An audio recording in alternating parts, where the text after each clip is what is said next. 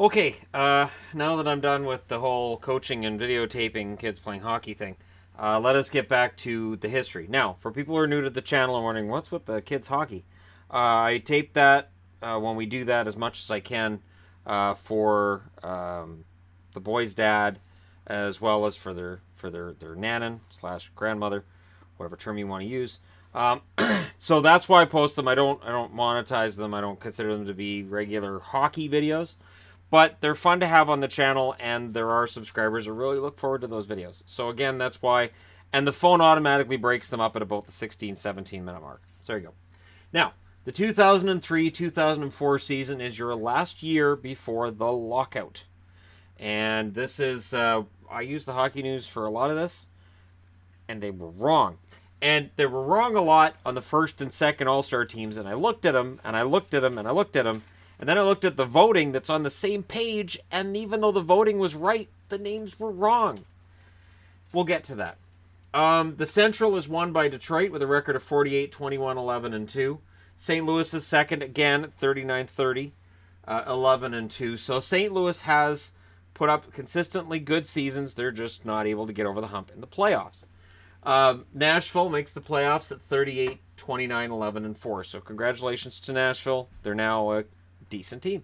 Columbus misses the playoffs at 25, 45, 8, and 4, followed by the Chicago Blackhawks at 20, 43, 11, and 8. In the Pacific, San Jose wins that division at 43, 21, 12, and 6. Dallas is second at 41, 26, 13, and 2. There's your playoff line. Beneath that is the LA Kings with a shocking record of 28, 29, 16, and 9. So 25 of their points were singles. Anaheim, 29, 35, 10, and 8. And Phoenix is in last place at 22, 36, 18, and 6. In the Northwest Division, the Vancouver Canucks win the division at a record of 43, 24, 10, and 5. The Colorado Avalanche finished second at 40, 22, 13, and 7. And of course, this is the year of the Steve Moore incident. I don't have it on the board, but it happened. And I will just state this here. Bertuzzi was already having a poor year by his standard. He had 17 goals at that stage.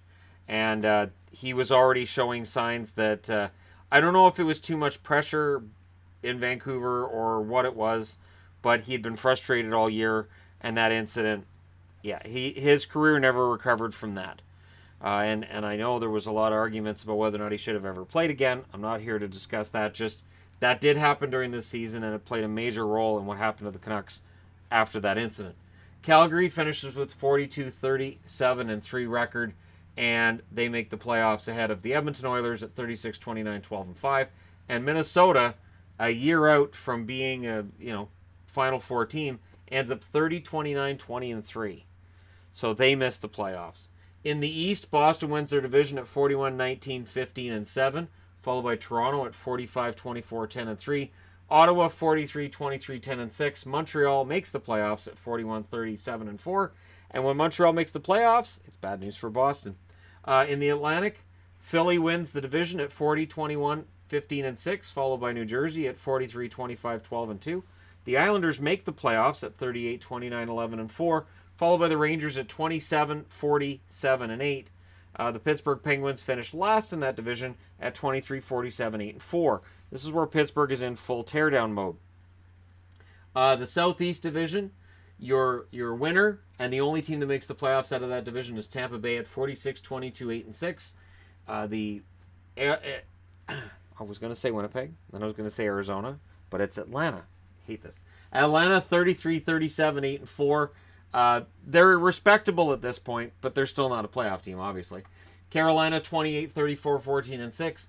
Florida 28, 35, 15, and 4. And the Capitals not in good shape at 23, 46, 10, and 3.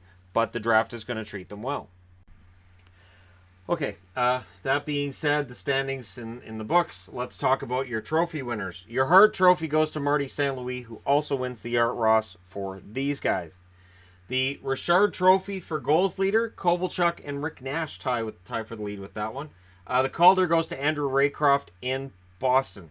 The Norris goes to Scott Niedermayer. The Vezina goes to Marty Brodeur, as does the Jennings. The Lady Byng goes to Brad Richards. The Selke goes to Chris Draper of the Detroit Red Wings. Excellent defensive forward, picked up for $1. John Tortorella is your Jack Adams winner as coach of the Tampa Bay Lightning. Your Conn Smythe winner will be Brad Richards of these guys. The Masterton goes to Brian Berard of the Chicago Blackhawks. Remember when Berard's drafted, I mentioned that he went through a lot of adversity and he had the eye injury, and that was after the eye injury that he got the Masterton. The Clancy goes to Jerome Iginla. So Iginla not on the board other than the Clancy for his leadership on and off the ice. The number 1 draft pick goes to the sad sack Washington Capitals, who end up drafting Alex Ovechkin with 1,003 games played, 607 goals, 515 assists, 1,122 points. Pretty excellent. Drafting number 2, Pittsburgh. And they draft a pretty decent guy at Malkin as well. Your first team All-Stars that year. Joe Sakic in the middle, Marty St. Louis and Marcus Naslund on the wings, Zdeno Chara and Scott Niedermayer on the blue line, Marty Brodeur in net. Second team All-Stars, Matt Sundin in the middle, Jerome Iginla and Ilya Kovalchuk on the wings, Chris Pronger and Brian McCabe. And when I saw Adrian Aucoin, that's right, I saw Adrian Aucoin in the Hockey News, and I wrote it down and went, no! And so I had to look the whole thing over. I'm like, holy crap, they're so wrong. And Luongo, second team All-Star in net. So there was a lot wrong, and I had to go back and fix a lot of it today. Your trades. May 28th, 2003, Roman Cechmanek is traded to L.A. for a 2004 second-rounder going back to Philly. Cechmanek for L.A. will give them good goaltending, but he's not a playoff goaltender. They don't get to the playoffs anyways. June 21st, 2003, 2003 seconds are traded to Dallas for a third going to Anaheim. Anaheim uses that first-round draft pick to draft Corey Perry. Now, Corey Perry is a much-hated player by a lot of people, but he had some pretty solid seasons, and if Dallas had him, who knows what might have happened? It doesn't really matter. Neither player that they got back, neither of those second-round draft picks became much of anything. The 2005 draft, of course, or 2003 draft was excellent. After that draft was over, August 25th, 2003, Hedberg goes to Vancouver for a second-round pick going back to Pittsburgh. That seems like a decent trade. That draft pick became Alex Goligoski. The Canucks could have used a Goligoski-style defenseman. Yeah. Anyways, that's an ongoing issue as well. January 23rd, 2004, Anson Carter's traded to Washington for Jaromir Jagr to the Rangers. Keep that in mind because it's going to come back and you're going to go, wait, what? So Jagr gets traded for Anson Carter, which seems like a lopsided trade because it is, but at the time he wasn't playing well for Washington. February 18th of 2004, Peter Bondra is traded by the Capitals to Ottawa for Brooks Laich and a 2005 second rounder. And I remember looking at that trade and going, what is a Brooks Laich? Why is it worth Peter Bondra? And Bondra was near the end of his career, but I thought it was an odd deal. I did. I thought it was a really odd trade, and I still kind of do. I think Washington got hosed in 2 trades over that season, and they weren't done yet.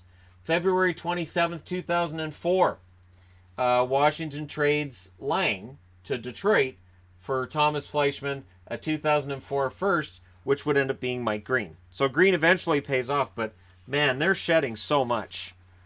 This was we are disgusted with this team. It was a lack of heart that was being shown by the Capitals that year. That was why there was major moves made. March 3rd of 2004, Brian Leetch is traded to Toronto for futures going to the Rangers, proving anybody can get traded in that situation. Leetch should have been a Ranger his entire career. It's a shame he played anywhere else, because I just think of him wearing a Rangers jersey. March 6, 2004, the Capitals aren't done.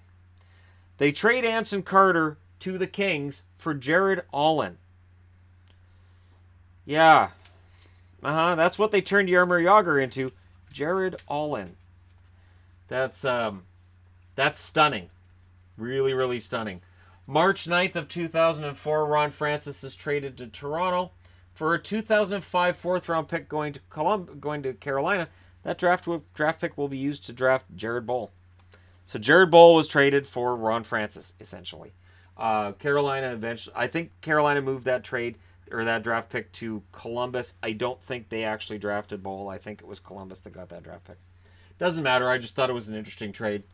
In the playoffs, 1 versus 8, Tampa versus the New York Islanders. Tampa wins that in 5.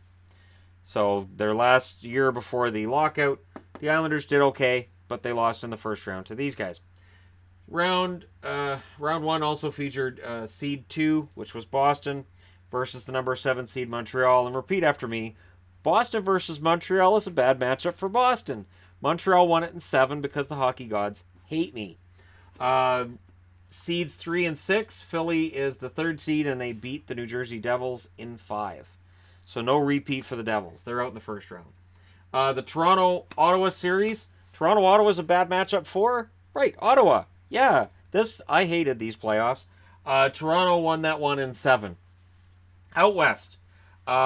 Seed 1 versus Seed 8. The 1st seed, Detroit Red Wings, beat the 8th seed Nashville Predators in 6. The 2nd seeded San Jose Sharks beat the 7th seed St. Louis Blues in 5. That's a lot of S noises in there. Number 3 seeded Vancouver and number 6 seeded Calgary. Calgary won it in 7 because other than a couple of years where Vancouver knocked out Calgary in the playoffs, it's usually a bad matchup for the Canucks. And it was again that year. I was actually glad I worked the night of Game 7, and then when I heard the final score, I was like, oh, I'm so glad I worked. So glad I didn't have to watch that game. Seeds 4 and 5. The 4th seed Colorado Avalanche beat the Dallas Stars in 5 to knock them out and move on to the next round. In the East, Tampa Bay, the number 1 seed, meets Montreal, and it's a sweep. The next time they meet in the playoffs, it's a sweep the other way. Montreal beats them. Spoiler alert. But yeah, Tampa sweeps Montreal to move on, only having played 9 games in the first 2 rounds. They kind of looked like a team possessed. Seeds 3 versus Seeds 4. Philadelphia beats Toronto in 7. Again, Toronto, very competitive in the playoffs. Very good showing. Game 7. They lose Game 7. But, again, they're leaving it all on the ice. They're playing very, very well. And, again, and I've said this before in this series, the whole narrative that Toronto's just sucked since 1967 is absolutely false. In the West, the 1st seeded Detroit Red Wings fall to number 6 seed Calgary in 6. Which I was actually surprised.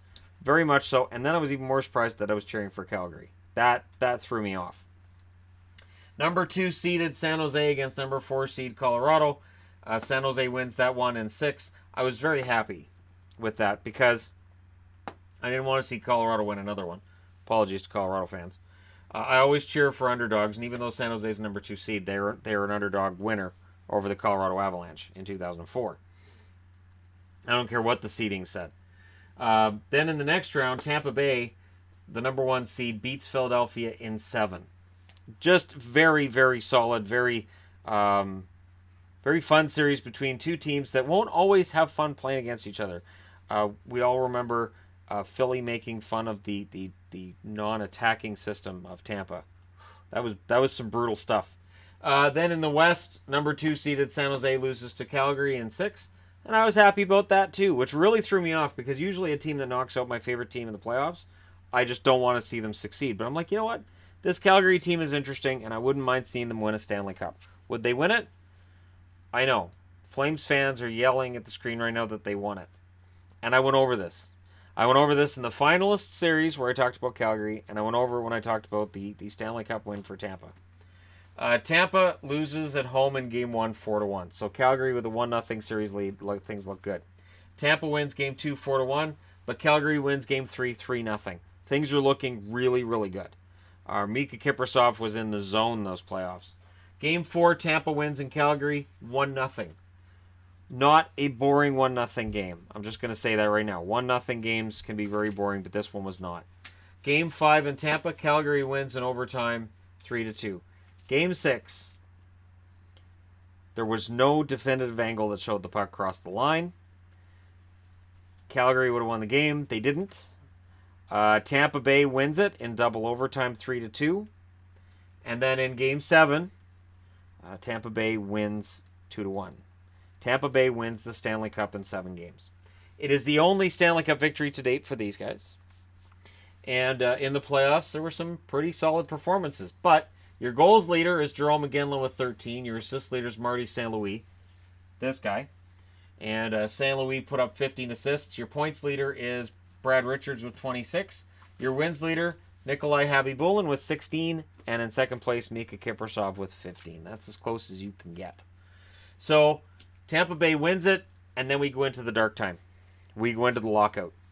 And it's funny because this was a year where the NHL is claiming that small market teams just cannot succeed. They cannot succeed in today's NHL, and then the Stanley Cup Final is between Tampa and Calgary. who are not considered big market, big money teams. Not at all. And in the Final Four, San Jose's there. They're not considered a major market by any stretch of the imagination. So the narrative was we're watching as teams sink and can't compete. And before the lockout, let me just go ahead and mark these off. The teams that they're mostly talking about are Phoenix. To some extent, there's the Canadian teams too because of the Canadian dollar and whatnot. So I'll say Edmonton was one that got mentioned a lot, that, oh, we don't want to lose Edmonton. Ottawa would get mentioned every now and then, too, because of the Canadian dollar. Pittsburgh, there was some real concern about Pittsburgh and whether or not they were going to be able to weather the storm. Florida, Carolina, and Atlanta at this stage isn't too much of a concern yet. But if you notice, some of these teams are still a concern after the salary cap comes in. So a salary cap helps, but my argument the whole time has been the teams that were have-nots before the salary cap still kind of are. And that's a problem for the NHL that I don't know that they'll ever fully address. But the salary cap masks some of these problems. So there you go. Let me know your thoughts in the comments section below as always. Don't forget to hit like and subscribe if you're browsing your way through. You just happen upon this video. And thank you guys so much for watching. I'll talk to you again soon.